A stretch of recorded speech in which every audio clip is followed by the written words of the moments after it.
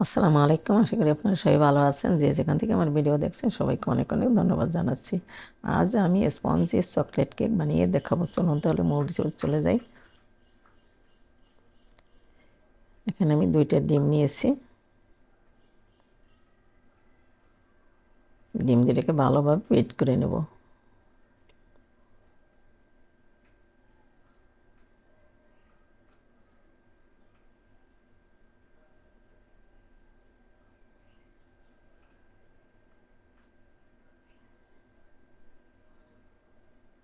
এখন দিয়ে দেবো চিনি। আমি 1.5 কাপ দিয়ে দিছি।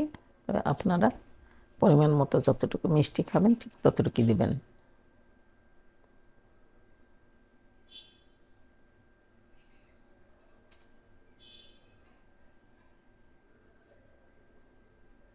আমার বিট করা হয়ে গেছে। এখন দিয়ে দিলাম ভ্যানিলা এসেন্স।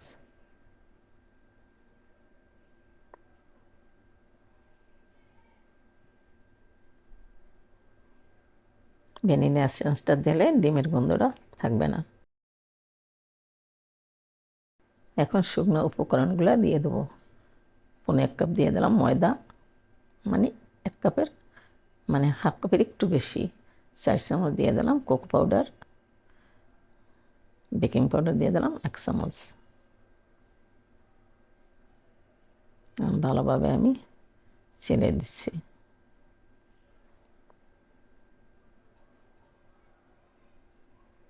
এখানে ডিমের ব্যাটারের সাথে ভালোভাবে আমি মিক্স করে নেব।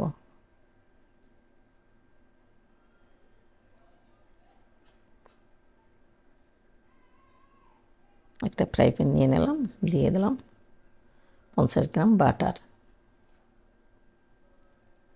এখন দিয়ে দেবো 1 কাপ লিকুইড দুধ।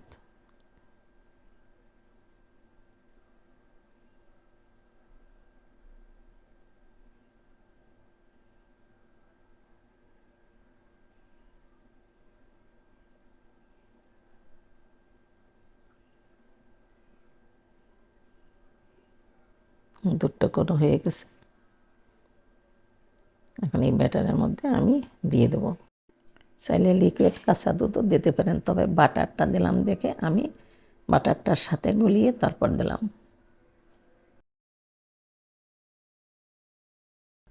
আর মিশানো হয়ে গেছে।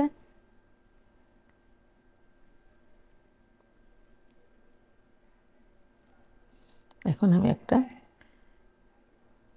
টিফিন বক্সে দিয়ে দেবো, বা আপনার কেক মোল্ড আছে সেগুলোও দিতে পারেন। তবে আমি এই টিফিন বক্সটা নিয়ে নিচ্ছি। আমি একটা পেপার বিছিয়ে দিলাম। পেপারে লাগিয়ে দেবো একটু তেল। এখানে ব্যাটারটা দিয়ে দেবো।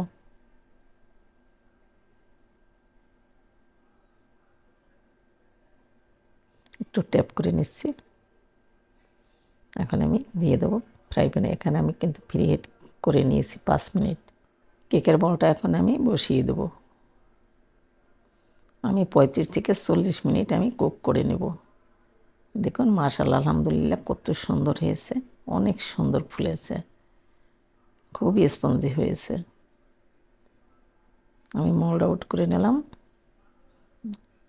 দেখুন কত সুন্দর হয়েছে।